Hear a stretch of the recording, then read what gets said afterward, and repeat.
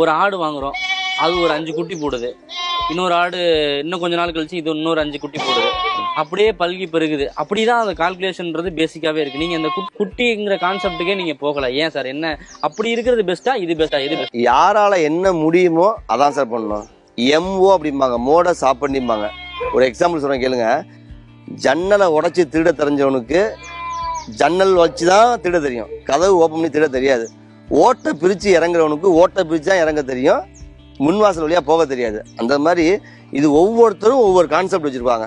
என்னுடைய எம்ஓ என்னன்னு பாத்தீங்க அப்படின்னா, கிடாய்களை வாங்குதல், அதை வளர்த்தல், சேல் பண்ணுதல், இவ்வளவுதான். நீங்க ஒரு பெட்டையாடுகள் நம்ம வந்து தாயாடுகள் வளர்க்கும் போது நமக்கு வந்து உண்மையாவே சேலஞ்சு ரொம்ப அதிகம். அதுல வந்து அதிகமா பாதிக்கப்படுறவங்க யாருன்னு கேட்டீங்கன்னா, வீட்டில் உள்ள அப்பா அம்மா தான் அதிகமா பாதிக்கப்படுவாங்க. ஏன்னா ஒர்க்கு அவங்களுக்கு தான் அதிகம். நம்ம வர போகிறோம், ஒரு சூப்பர்வைசிங் பண்ண போகிறோம், ஒரு 6 hours ஒர்க் பண்ணிட்டு நம்ம ஊருக்கு நம்ம வந்து பிஸ்னஸ் அடுத்த பிஸ்னஸ்க்கு போயிடுவோம் நம்ம.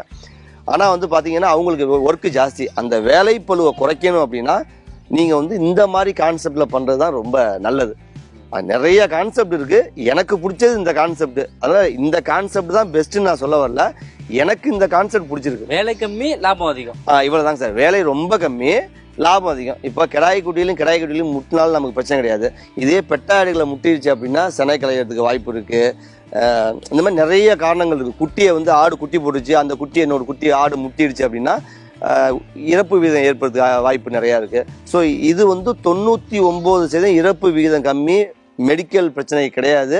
ஸோ வளர்ச்சியும் கிராஜுவலாக இருக்கும். அடுத்த 5-8 மாசத்துல வந்து நீங்க குட்டியை வித்து காசாக்கிடலாம், 2 மடங்கு காசாக்கிடலாம். இனிஷியலா நீங்க எவ்வளவு இன்வெஸ்ட் பண்ணீங்க சார்? சார் எனக்கு ஒன்றும் பெரிய இன்வெஸ்ட்மெண்ட் கிடையாது சார். லேண்டு நம்ம ஓன் லேண்டு. எவ்வளவு ஏக்கர் சார் இது? இது வந்து ஆக்சுவலா 30 சென்ட். அவ்வளவுதான். 30 சென்ட்ல கொட்டாயை மட்டும் தான் போட்டிருக்கோம். மற்றபடி 5 ஏக்கர்ல தீவனம் போட்டிருக்கோம். தீவனம் தனியா போட்டிருக்கோம். இதுல வந்து ஆடுகள் பராமரிப்புக்கு மட்டுமே 30 சென்ட் இடம் விட்டுருக்கோம். இதுல வந்து பாத்தீங்கன்னா ஷெட்டை பொறுத்த வரைக்கும் கிழக்கு மேற்கா தான் எப்போதுமே போடணும், வடக்கு தெற்கா எப்போதும் போடக்கூடாது, கிழக்கு மேற்கா தான் போடணும். அப்பதான் அந்த வெயில் பிரச்சனை இருக்காது அப்படின்னு சொல்லிட்டு நம்ம வந்து ஒரு பக்கம் ஷெட்டாகவும் இப்போ நம்ம இருக்கிற ஸ்பேஸை வந்து கீழே வந்து காங்கிரீட் மாதிரி போட்டு அடைச்சி விட்டாச்சு. கிட்டத்தட்ட ஒரு 15-20 மணி நேரம் வெளியில நிற்கும். நைட்டு 11 மணிக்கு உள்ள போச்சுன்னா விடிய காலம் 4 மணிக்கெல்லாம் வெளில வந்துடும். அந்த 3-4 ஹவர்ஸ் தான் நம்ம ஷெட்டுக்குள்ளேயே வளர்ப்போம். அதர் தென் ஃபுல்லா வந்து ஆடு வெளியில தான் நிற்கணும்.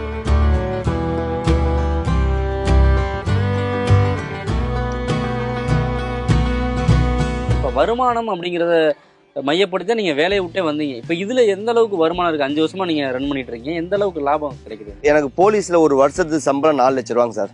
4லேருந்து 4.5 லட்ச ரூபா வருங்க சார் ஒரு வருஷத்துக்கு நான் சொல்றது. இப்போ உங்களுக்கு கண்ணுக்குட்டி காமிச்சேன் நான். அந்த கண்ணுக்குட்டி வந்து 6000 ரூபாய் 7000 ரூபாய்க்கு ஒரு 5லேருந்து 10 கண்ணுக்குட்டி வாங்கி ஒரு வருஷம் நீங்க வளர்த்தீங்க அப்படின்னா அந்த கன்றை வந்து கிட்டத்தட்ட 50,000 ரூபாய்க்கு நீங்க வித்தரலாம்.